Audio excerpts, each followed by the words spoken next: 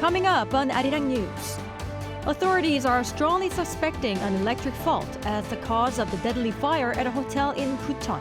The absence of sprinklers also contributed to 7 deaths. A Korean ethnic high school in Japan grabbed a historic victory in the National High School Baseball Championship Summer Koshien. This is the first win for an international school in Koshien's 100-year history. As Kamala Harris accepted the Democratic nomination for president on the final night of the DNC, the fierce presidential race between Harris and Trump begins its 75-day journey until the election.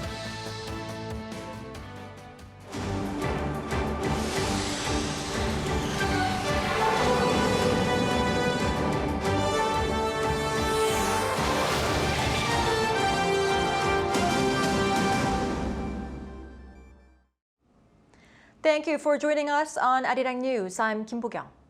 We start with a deadly fire at a hotel in Bucheon, Gyeonggi-do Province on Thursday night, which has led to the deaths of 7 people. Authorities suspect an electrical fault as the main cause, but the lack of sprinklers is also thought to have contributed to the extensive damage. Yuni looks into the details. 7 people died and 12 others were injured, including 3 critically, in a fire that broke out at a Bucheon hotel on Thursday. The fire started on the 8th floor of the 9-story hotel at around 7:40 p.m. According to South Korea's safety ministry, more than 360 emergency personnel were dispatched to the scene, including over 90 vehicles, and the fire was put out in about 2 hours. Considering that the fire started in an empty room, fire authorities suspect it was caused by an electrical fault, such as a short circuit. But a key factor in the significant loss of life is believed to be the absence of sprinklers.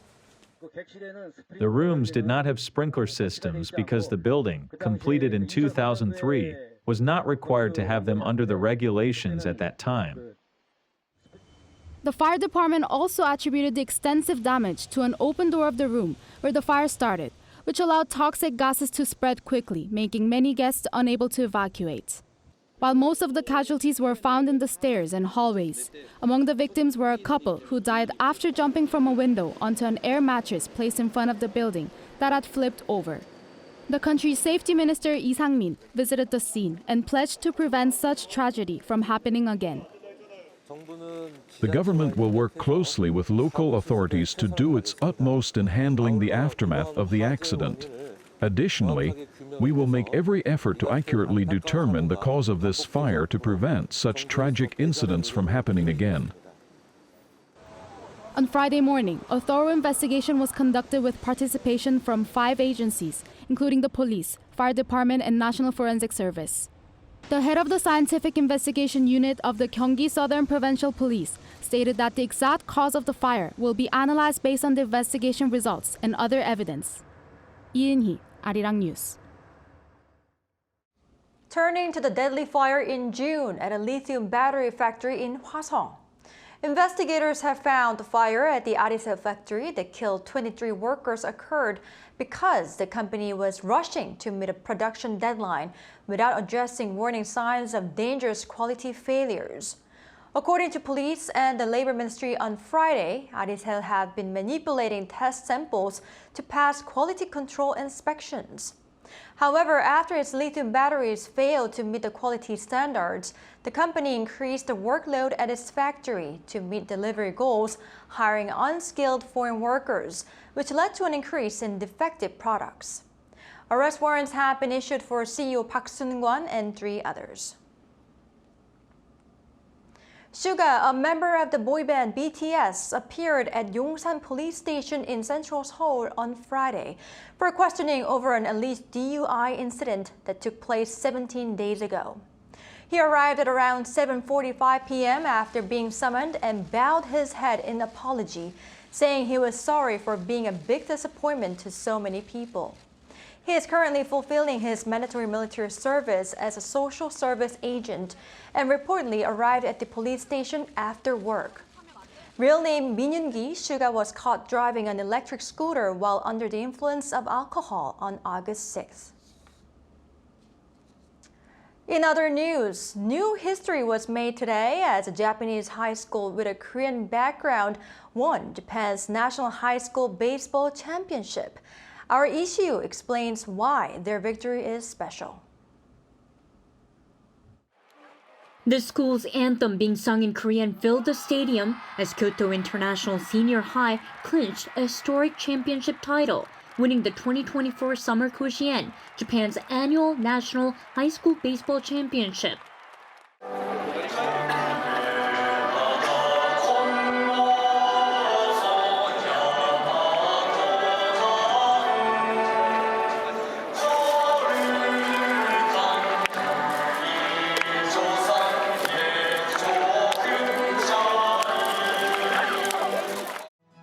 The school was established in 1947 to provide special education to Korean Japanese students. Today, it continues teaching in 3 languages, Korean, Japanese, and English, to around 160 students, of whom around 30% are of Korean descent.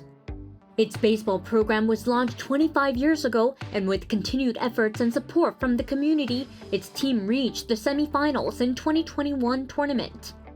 But history was made on Friday when they beat Kanto Daiichi High 2-1 in a gripping tiebreaker that continued into extra innings, marking the first win by a school with an international background in Koshien's 106 years of history.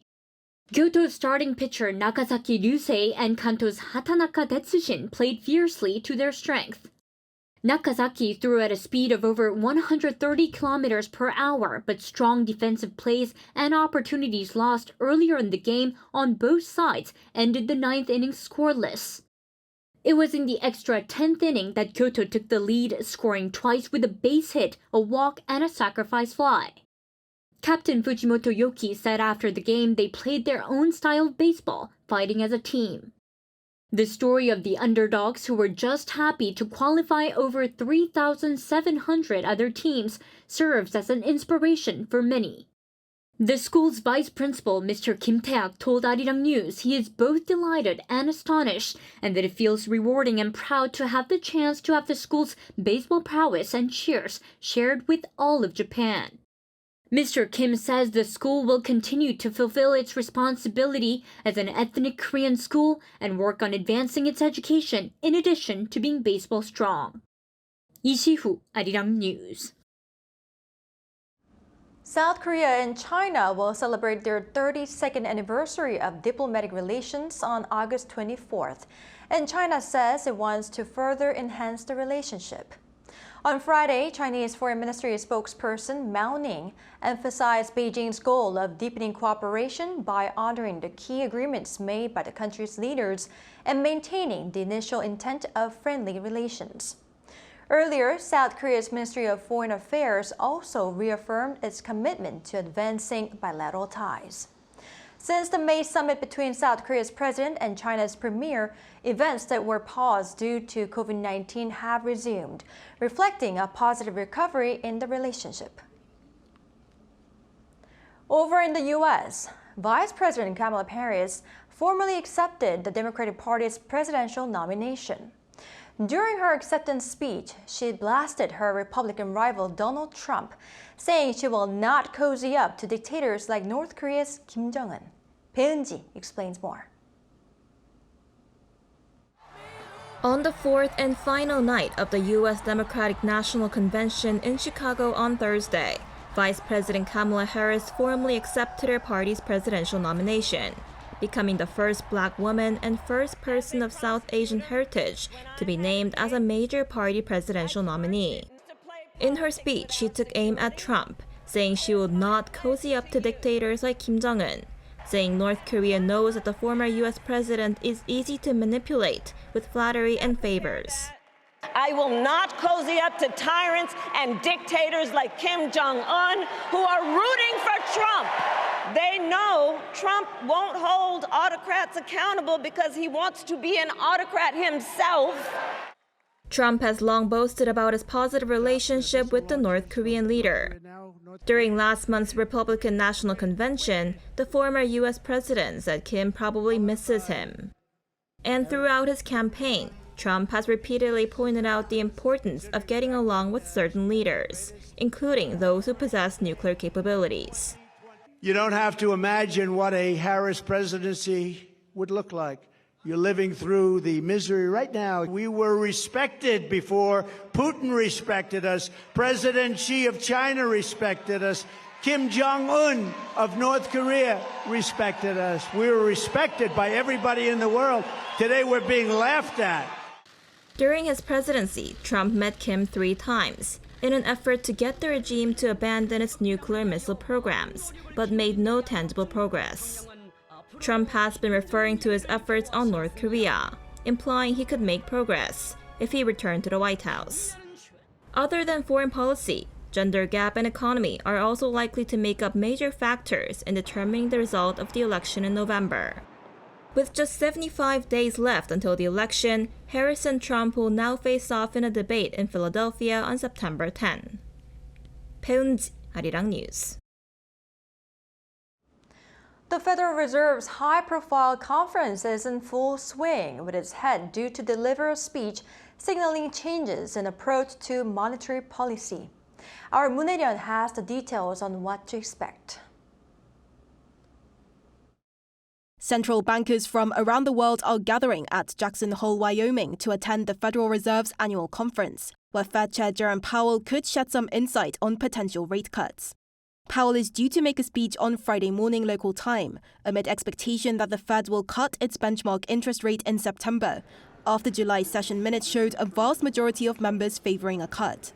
Although it is yet unclear how big the reduction will be next month, analysts say that policymakers have the signs needed to make this decision. We've already seen that unemployment has risen almost a full percentage point off the lows. And I think that all the data is there for the Fed to start cutting.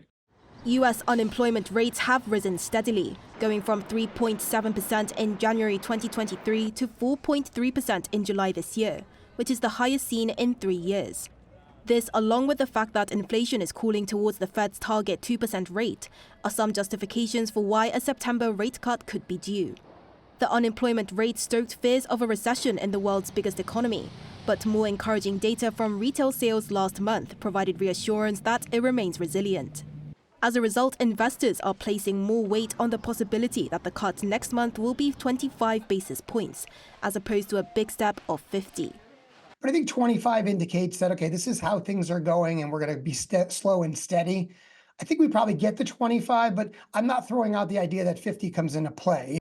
All eyes are on Powell's speech at Jackson Hole for a hint, including that of central banks around the world. The Fed's benchmark interest rate currently stands at 5.25 to 5.5%, riding a 23-year high after a series of aggressive hikes. South Korea stands at 3.5% following the Bank of Korea's monetary policy meeting on Thursday, keeping it unchanged for the 13th session in a row. While Seoul's inflation is cooling, growing household debt and high housing prices are holding the rate steady for the time being. However, with the Fed poised to make its cut in September and the two countries' benchmark interest rate gap at its biggest ever, the BOK could also make a move in its next session. 문혜련, Arirang News. Russian President Vladimir Putin accuses Ukraine of attempting to strike a nuclear power plant in the Kursk region, where the fighting continues. Our Yonjin has more. As Ukrainian forces continue their offensive push in Russia, according to Reuters, Russian President Vladimir Putin on Thursday accused Ukraine of attempting to attack Russia's Kursk nuclear power plant. Located on the Seim River, the Kursk plant supplies about half of the electricity used in the Black Earth region of southern Russia. The acting governor of Kursk reported to Putin that the situation at the plant was stable. Putin had no documentary evidence to support his accusation, but Moscow has alerted the UN nuclear safety watchdog about the situation. The IAEA Director General Rafael Grossi said he plans to visit the plant next week to assess the situation and is expected to meet with President Zelensky afterward. Meanwhile, Ukrainian President Volodymyr Zelensky on Thursday visited the Sumy region, from where his forces staged major offensives in Kursk. He met with his military's top commander and received reports on the operational situation in all active combat zones. According to reports on Thursday, Russia dropped 2 guided bombs on civilian infrastructure in Ukraine's Sumy region, one of which killed 2 people and injured another. In a speech at a veteran forum on Thursday, Zelensky reiterated that Ukraine's recent incursion into the Kursk region was part of a systematic effort to end the 30-month-old war on Kiev's terms. 이은진, Arirang News.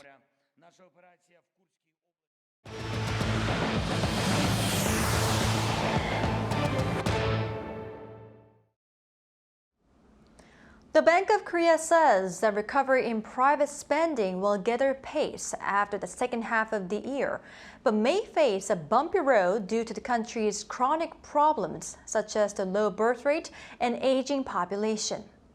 The BOK said on Friday that the country's private spending has been slow due to high debt and an economic slump.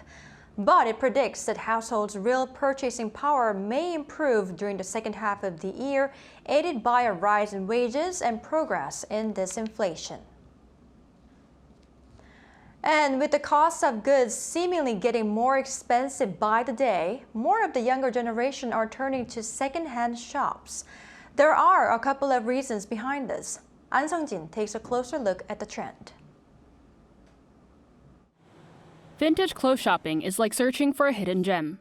This vintage pop-up store in the Hongdae area of Seoul says most of its customers are in their 20s and 30s. T-shirts here cost around 4,000 to 5,000 won, which is very cheap, especially for the younger generation, which is still financially dependent. Those reasonable prices are also what attracts young people to vintage clothing stores. It's also cheaper most of the times, and sometimes it's even upcycled, so there's a new twist to the item. Yeah, you can also find good items for a lot less money if you look around. This is known as underconsumption core. I talked to a content creator who explains a bit more of this trend in detail. So underconsumption is mindfully consuming less. So whatever you have, just using it to the fullest. So it's a pushback to overconsumption.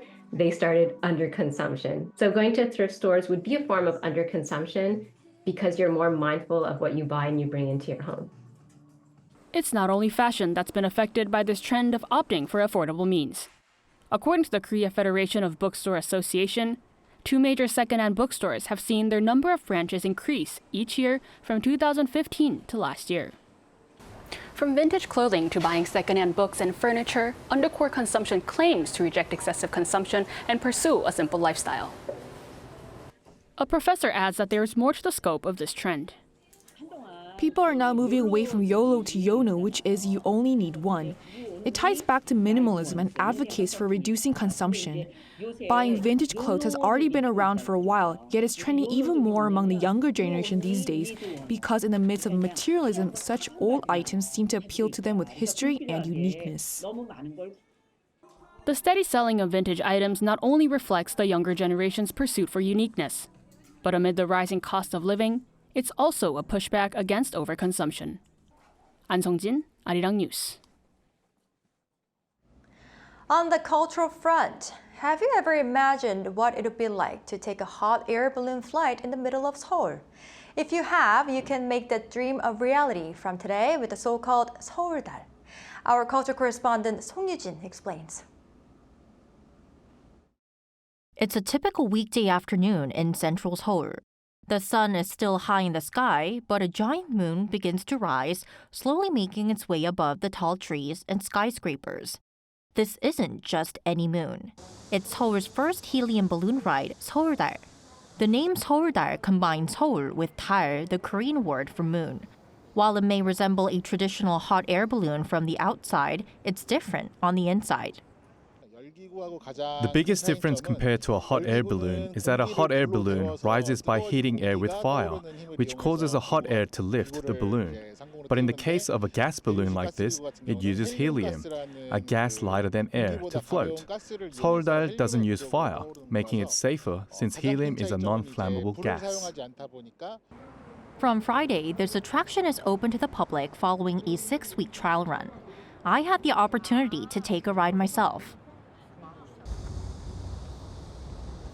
So this is a 서울달, or the Moon of Seoul gas balloon. Follow me for a ride. The way up is both thrilling and a bit nerve-wracking. But the real highlight comes when you reach the top. So after 3 or 4 minutes going up, we're now up 130 meters from the ground. Take a look at the view. The 15-minute journey offers a stunning new perspective of Seoul. It's amazing because you get to see the city skyline, parks, the Hangang River, and nature all at once. It really adds to the experience, and I think it's going to become a great tourist attraction. It gives you a much farther view than I expected, which was really different. I'd love to come back here with my parents sometime. Seoul is rising to the challenge, taking on major tourist cities such as Budapest and Paris that offer visitors a similar experience. With innovative attractions like Seouldar, the city's ambitious goal of attracting 30 million visitors annually by 2026 doesn't seem far. Seoul has iconic landmarks like Seoul Tower, Lotte World Tower, and Namsan Hanok Village, but finding places that combine fun with unique experiences can be challenging. Seoultan offers stunning views of the Hangang River and the city's skyline, much like observation decks in Tokyo and Dubai, but with the added thrill of a balloon ride.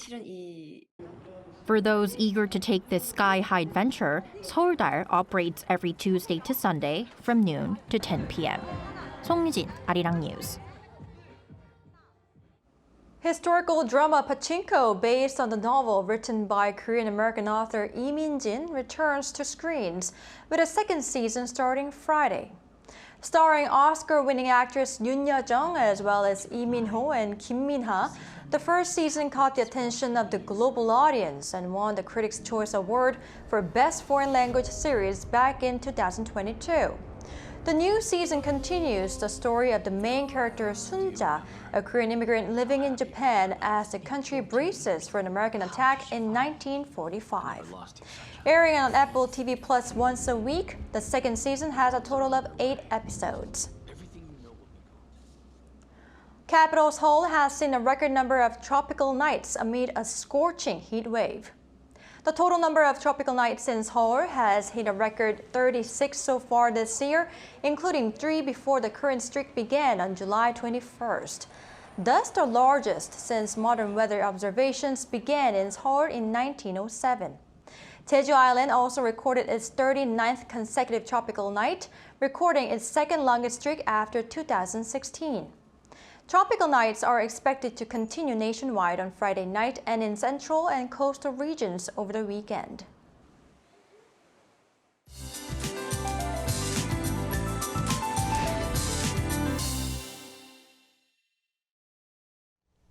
As of today, Seoul is experiencing record-breaking heat day and night, breaking the record for tropical nights with 33. The heat is expected to continue this weekend. A heat wave of around 33 degrees Celsius will be seen throughout the country, so you should pay attention to your health care in these hot conditions. In this scorching heat, there will also be surprise showers. Between tomorrow morning and night, 5 to 40 millimeters of rain will pass through most parts of the country. Some places will see heavier rain with lightning. Tomorrow, Seoul, Daejeon, Gwangju, and Daegu will start off at 25 degrees. Highs will move up to 33 in Seoul, Daejeon, Gwangju, and Busan. Heat waves and tropical nights will continue until early next month. That's all for Korea. Here are the weather conditions around the world.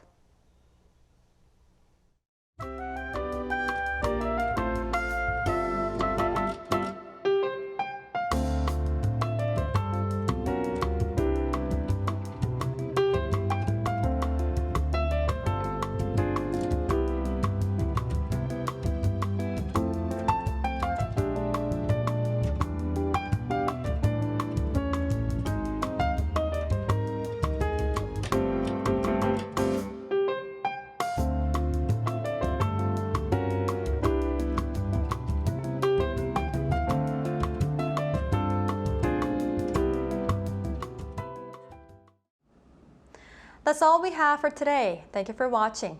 Arirang News will be back on Monday, 9 a.m. Korea time. Enjoy your weekend. Goodbye.